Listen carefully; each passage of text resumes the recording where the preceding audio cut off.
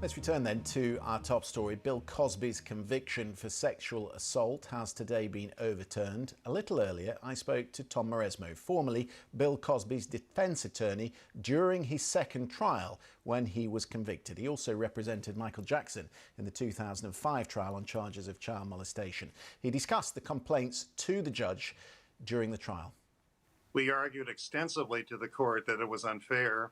And we also argued that the prior district attorney had entered into a binding agreement with Mr. Cosby and his attorneys not to prosecute him, and that the court should uphold that agreement and that he should not be prosecuted at all.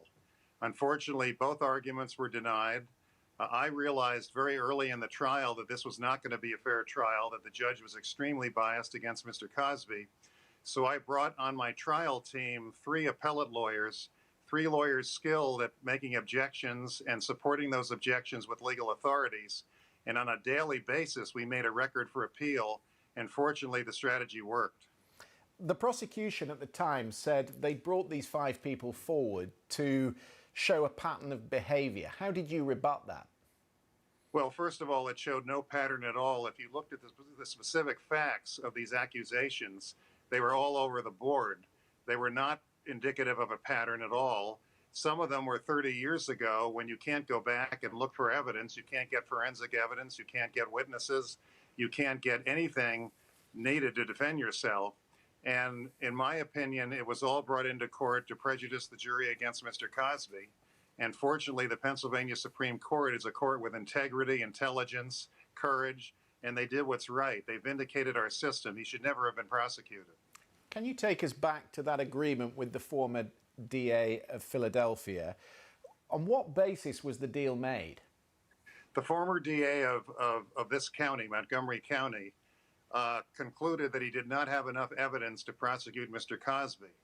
And he made an agreement that was binding not to prosecute him. In return, he asked Mr. Cosby to defend a civil case, which Mr. Cosby didn't have to defend and didn't have to speak out in. Mr. Cosby and his attorneys relied on this agreement. They did participate in the civil case. That was resolved. And then the next district attorney decided to scuttle the prior district attorney's agreement and prosecute him. It was a travesty of justice. It was not becoming a prosecutor. You know, prosecutors have a lot of power and influence, and they're held to a very high ethical standard. And this prosecution was below that ethical standard, and I'm glad the Pennsylvania Supreme Court agreed with me, and I'm glad they vindicated Mr. Cosby. Mr. Cosby said that he would never show any remorse. He'd rather serve 10 years, which was the maximum sentence he could be given. What did he say to you when he lost that trial? He was very disappointed, but he knew it was a setup to begin with. He knew what being a black celebrity in America can mean when it comes to the justice system. He saw himself as in a long line of historical figures who've been unjustly prosecuted because of race and celebrity.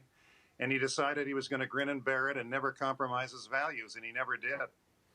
What would you say then to those people, and we have had prosecution lawyers on the BBC tonight who are reticent to call him an innocent man? Someone even called him morally guilty. What would you say to those people? He's an absolutely innocent man. He proclaimed his innocence from day one. He should never have been prosecuted. He's innocent until proven guilty, and he has never been proven guilty of anything. He's never been convicted of anything. He's a free man. He has the rights of every other American citizen, and he had a right to due process, which was denied him until he got before the Pennsylvania Supreme Court, which did the right thing. It's a great day for Mr. Cosby, and it's a great day for the justice system. Tom Mauresmo there, who